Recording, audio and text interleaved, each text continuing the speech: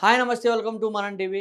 ఏదైతే హైదరాబాద్ శివారు మేడ్చల్ మునీరాబాద్ గ్రామానికి చెందిన ఔటర్ రింగ్ రోడ్ ప్రాంతంలో బ్రిడ్జ్ కింద అయితే గుర్తు తెలియని మహిళా మృతదేహం అయితే దొరికిన సంగతి అందరికీ తెలిసిన విషయమే. ఆ కేసులో అయితే పోలీసులు కొంత పురోగతి అయితే లభించిందని అయితే చెప్పవచ్చు.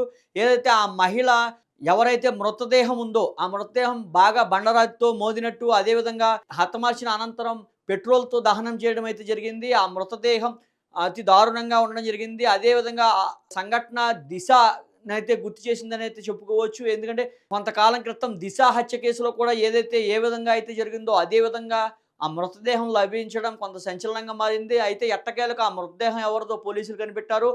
ఏదైతే బోధనకు చెందిన శివానంద్‌గా ఆ మహిళనైతే గుర్తించారు. ఆ మహిళ కొంతకాలంగా ఏదైతే హైదరాబాద్‌లో పనిచేస్తూ, ఇంట్లో పాచి పని చేస్తూ, అదేవిధంగా మరొక వ్యక్తితో అయితే నివసిస్తున్నట్లుగా అయితే సమాచారం అందుతోంది. అయితే హన్మకొండ జిల్లా కమలాపూర్‌కు చెందిన షేక్ ఇమామ్‌నైతే ఇప్పటికే పోలీసులు అదుపులోకి తీసుకొని విచారణ అయితే చేపడుతున్నారు. అయితే పూర్తి సమాచారం ఇంకా రావాల్సి ఉంది.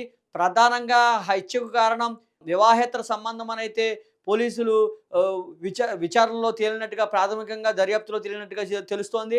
అదేవిధంగా ఏదైతే ఆ మహిళా మృతదేహం ఉందో పోస్ట్‌మార్టంలో కూడా సంచలన విషయాలైతే ఆధారాలతో సహా పోలీసులకు అందినట్లయితే తెలుస్తుంది. అయితే మొదట్లో కొంత సీసీ కెమెరాల్లో ఎటువంటి ఫుటేజ్‌కు సంబంధించిన సాక్ష్యాధారాలు లభించకపోయినప్పటికీ కూడా పోలీసులైతే ఎట్టకేలకు పురోగతి అయితే సాధించారని చెప్పవచ్చు.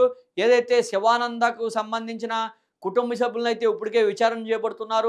శివానందకు బాడీకి సంబంధించిన కొన్ని గుర్తులైతే కనుక పోలీసులు గతంలోనే రిలీజ్ చేయడం అందరికీ తెలిసిందే. ఏదైతే కుడి చేతి పైన రోహిత్ అని, శ్రీకాంత్ అని ఉండడం, రోహిత్ లేదా శ్రీకాంత్ అని ఉండడం, అదేవిధంగా ఎడమ చేతిపై నరేంద్ర అంటూ కూడా పచ్చబొట్టు ఉండడం కూడా పోలీసులు జ్యువెలరీస్ గానీ, చెవులీలు కానీ సంబంధించిన అన్నీ కూడా ఫోటోలైతే తీసి అటు మీడియాకు అందించడం జరిగింది. అయితే ఎట్టకేలకు ఆమె బోధన్ గ్రామంకి సంబంధించిన మహిళగా అయితే గుర్తించారు. శివానంద కుటుంబ సభ్యులను ఇప్పటికే పూర్తి స్థాయిలో విచారణ చేపడుతున్నారు. అయితే శివానంద కొంతకాలంగా హైదరాబాద్‌లో పనులు చేస్తూ మరొక వ్యక్తితో నివసిస్తోందనైతే సమాచారం అందుతోంది.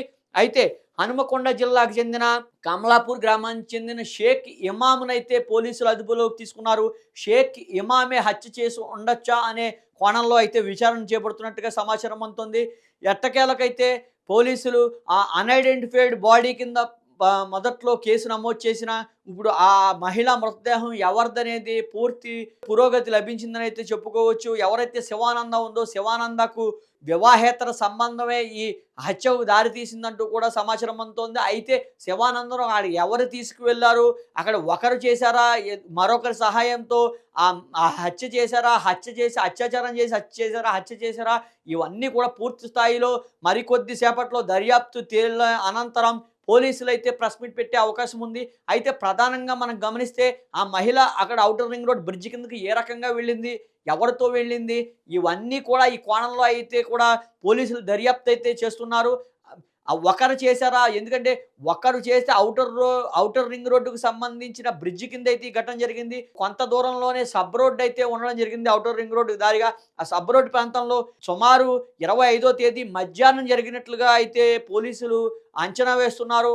ఆ సమయంలో అక్కడ ఎవరు లేకపోవడంతో ఈ అఘాయిత్యానికైతే ఆగంతుకులు ఒడిగట్టినట్టుగా తెలుస్తుంది. అయితే ఒక్కరు చేశారా? ఇద్దరు చేశారా? అనేది పూర్తి స్థాయిలో దర్యాప్తు అనంతరం పోలీసులు వెల్లడించే పరిస్థితి అయితే ఉంది. అయితే ఎవరైతే శివానందం ఉన్నారో పూర్తిగా వివాహేతర సంబంధమా, లేదంటే ఇతరత్ర కారణాలు ఉన్నాయా అనేది కోణంలో దర్యాప్తు చేస్తున్నారు. మొహాన్నయితే కనుక బండరాతితో తీవ్రంగా కొట్టడం జరిగింది. అదేవిధంగా కాళ్ళు, చేతులకు కూడా తీవ్ర గాయాలున్నాయి. గుర్తు తెలియకుండా బాడీని ఛిద్రం చేసే పరిస్థితి అయితే ఆగంతకుడు చేసినట్టుగా అయితే తెలుస్తోంది.